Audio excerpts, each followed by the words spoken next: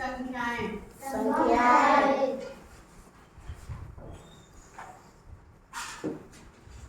है ना। इसके पहले वाली क्लासेस में हम 2, 3, 4, 5 और 6 से विभाज्य संख्याओं के बारे में पढ़ चुके हैं। ठीक है, 2 से विभाज्य संख्याएं वो होती हैं जिनके इकाई के स्थान पर क्या हो 0, 2, 4, 6, 8 है ना। 3 से विभाज्य संख्याएं जो होंगी है ना, ठीक है, उनके अंकों का क्या बच्चों 0, अंकों का योग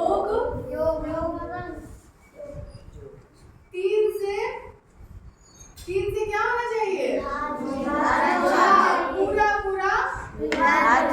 विभाजित होना चाहिए। ठीक है, योग मतलब जोड़। हाँ, योग मतलब जोड़। ठीक है, 4 से विभाज्य अगर कोई संख्या होगी तो उसका इकाई है ना, अगर ये संख्या दी हुई है तो उसका इकाई और दहाई का जो अंक होगा है ना, अंक होगा उससे बनी जो संख्या होगी क्रमशः बनने वाली संख्या। ठीक है, ऐसा नहीं है कि यहाँ अगर इकाई पे 2 है और यहाँ पे 2 है और यहाँ 4 है अगर, तो आप 42 बना के फिर डिवाइड करेंगे 4 से। ऐसा नहीं, लगातार जैसे इकाई जो दहाई पे है वही दहाई पे रहेगा और जो इकाई पे है वही इकाई पे रहेगा। और आप इसको इस तरीके से जब 4 से डिवाइड करेंगे, भाग देंगे, ठीक है, अगर वो भाग चला जाता है वो संख्या चाहे कितनी भी बड़ी हो, 4 अंक 5 अंक 6 अंक जितनी भी बड़ी हो, वो संख्या भी 4 से पूरी क्या हो जाएगी बच्चों, विभाजित हो जाएगी है ना। 5 से देखते हैं तो इकाई के स्थान पे क्या होना चाहिए बच्चों 0 या तो 0 हो या फिर 5।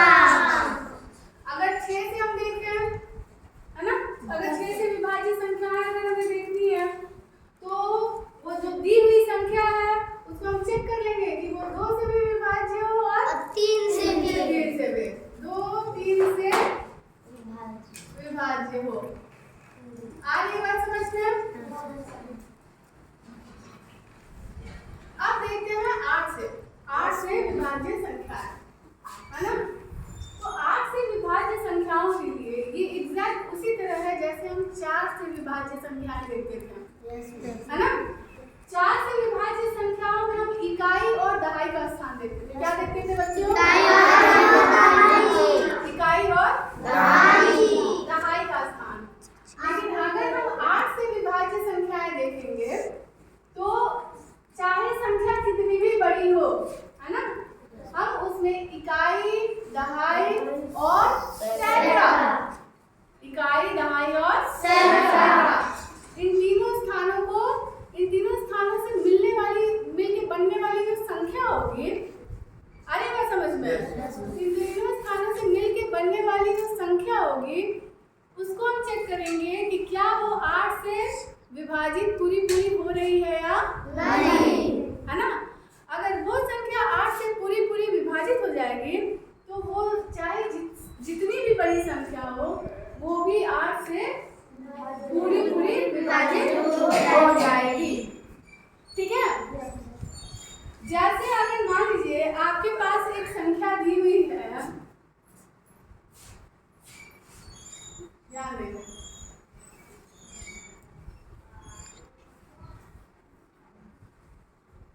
इकाई दहाई सैकड़ा हजार 10 लाख 8 से विभाज्य संख्याओं के लिए ये एग्जैक्ट कैसा है बच्चों 4 की तरह। हल्का सा अंतर यही है कि 4 से विभाज्य संख्याओं के लिए हम बस इकाई और दहाई का स्थान देखते थे है ना। इकाई और दहाई के स्थान पे जो संख्या बन जाती थी उसको 4 से भाग देते थे है ना। और अगर वो संख्या 4 से पूरी विभाजित हो जाती थी तो मान लेते थे कि वो बड़ी से बड़ी संख्या भी 4 से पूरी विभाजित हो जाएगी है ना।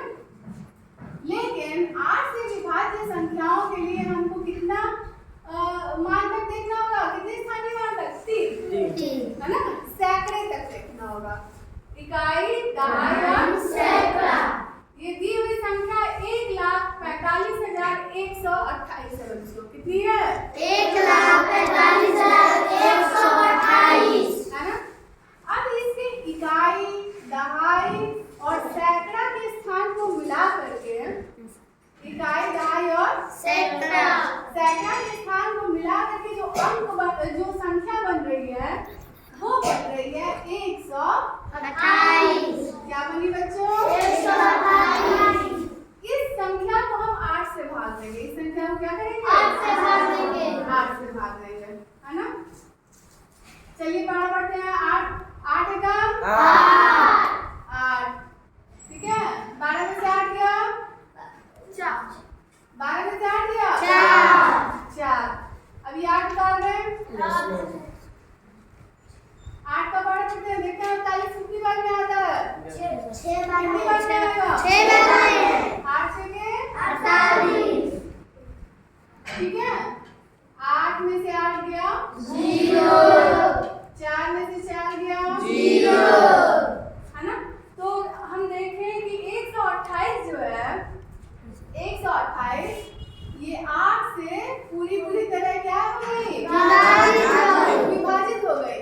इसलिए ये जो संख्या है ये भी 8 से पूरी तरह विभाजित हो जाएगी। पूरी तरह विभाजित होने का मतलब होता है बच्चों कि शेषफल हमें क्या मिलेगा? 0। है ना। चलिए चेक करते हैं कि ये संख्या जो है 8 से विभाजित हो सकती है या नहीं हो रही है या नहीं। देखें। चलिए यहाँ देखते हैं।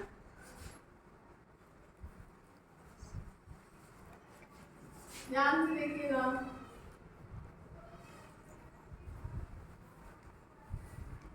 ठीक है। ये लिख दिया। अब इसको हम देखते हैं कि 8 से विभाजित हो रही है या नहीं। 8 एकम 8। 14 में से 8 गया 6। अब क्या उतार के 5। ध्यान रहे एक बार में एक ही अंक उतरता है ना। फिर बराबर जो 8 उठाए 64। ठीक है। 5 में से 4 गया 6 में से 6 गया 0। 5 के बाद क्या उतरेगा बच्चों? 1 है ना।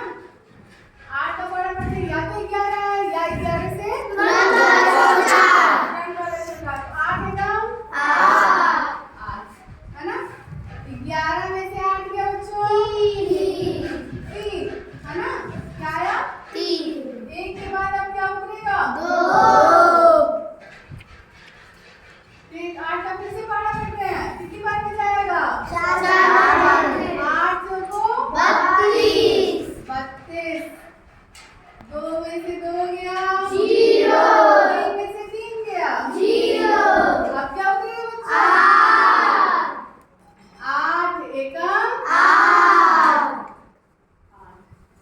8 में से 8 गया बच्चों 0।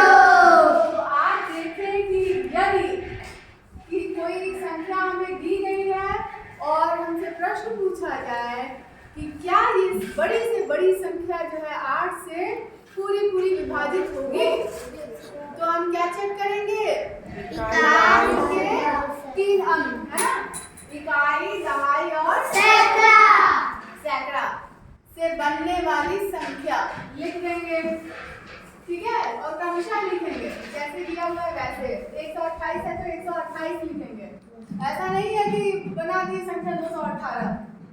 आई बात समझ में? जैसे दिया हुआ है वैसे लिखेंगे।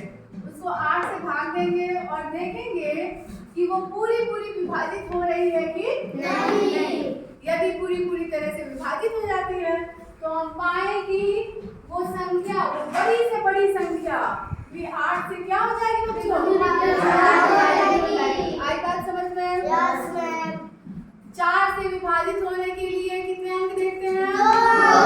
2 इकाई और दहाई है ना। और 8 से विभाजित होने के लिए 3 इकाई और सैकड़ा। एक बात आप ध्यान से सुनेंगे। ठीक है। यदि आपको कोई अंक मिले और उस अंक का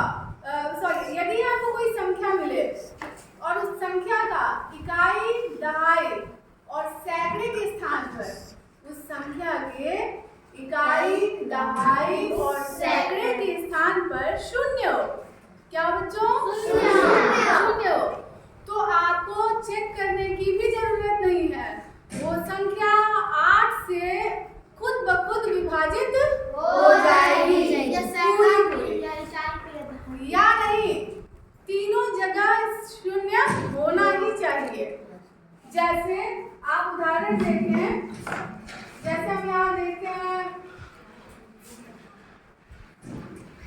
4 लिखे है ना, इसके आगे कितना जीरो? 3 जीरो। क्या इकाई, दहाई और सैकड़ा में शून्य है? 10।